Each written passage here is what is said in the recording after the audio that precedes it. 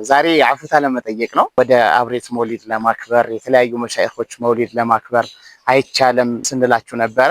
ነገር ግን ከዛሬ ጀምሮ ደግሞ በጣም አይቻልም ልንላችሁ ነው ብቅ ያልነው ማለት ነው። ምክንያቱም ውስጥ ላይ የሚሰሩ በጣም ብዙ ነገራቶች አሉ። ለምሳሌ ረጀብ ወር ላይ ሲገባ የሚደረግ አንድ ትልቅ ነገር አለ።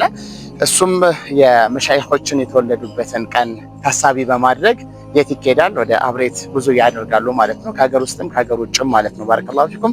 እኛ ለመሻይኾች ጥላቻ ኖሮን አይደለም። ዋናው ትልቁ ነገር ቦታው ላይ የሚደረጉ ተግባራቶች በጣም ከባድ ናቸው። ከአላህ ሱብሓነሁ ወተዓላ ውጭ ያለ አካል መጠየቅ፣ ቦታው ላይ የሚሰሩ መፍሰዳዎች፣ የወንዱና የሴቱ ቅልቅል፣ በጣም ብዙ ለቀብር የሚደረገው ሱጁድ፣ ከቀብሩ አፈሩ ዘግኖ በጥብጦ የመጠጣት ይዞ የመምጣት በጣም ብዙ የሚደረጉ ነገራቶች አሉ። ከሚባሉ ቃላቶች ውስጥ አንዱን እናንሳ ኢንሻአላህ። እንግዲህ አበራሙስ ሽልላ ሰንብቶኒያ አበራሙስ ሽልላ ደጎሞን ይባላል። ይሄ ምንድነው ቃሉ በራሱ ከተባለ ባረከላሁ ፊኩም አበራሙስ ማለት እንግዲህ የሼኾቹ ስማቸው ነው ማለት ነውና ሽልላ ማለት አዕጡኒ ሸይአን ሊላህ ማለት ነው። ለአላህ ብላችሁ ስጡኝ፣ ከአላህ ሱብሓነሁ ወተዓላ ውጭ ያለን አካል መጠየቅ ማለት ነውና ሰንብቶኒ ማለት ቆዩልኝ ማለት ነው። ደጎሞኒ ለዘላለም ኑሩልኝ ማለት ነው። ምንድነው የሚያስቡት? ያው የአብሬት ሼኽ እንዳልሞቱ ነው የሚያስቡት ማለት ነው።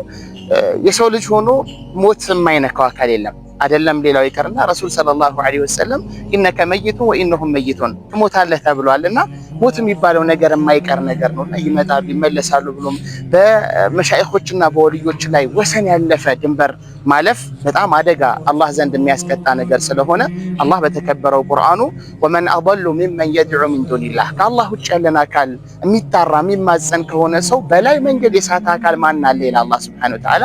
ነገ አኺራም ክስረት ስለሚያስከትልብን ባረከላሁ ፊኩም እልህ ውስጥ መጋባት አያስፈልግም። የታባክ ምን ታመጣለህ አያስፈልግም። ሊላህ እስከሆነ ለቀብራችን እስከሆነ ነገ አላህ ፊት ራቆታችንን ቆመን የምንጠየቀው ነገር ስለሆነ በዚህ ነገር ላይ ለነገ ይጠቅመኛል አይጠቅመኝም፣ ይሄ ነገር ከዲን ጋር ይሄዳል አይሄድም የሚለውን አመዛዝነን መሄድ ይኖርብናል። አላህ ሱብሓነሁ ወተዓላ እሱ የሚወደውን መንገድ ሁላችንም ይወፍቀን። ሰላም አለይኩም ወራህመቱላሂ ወበረካቱሁ።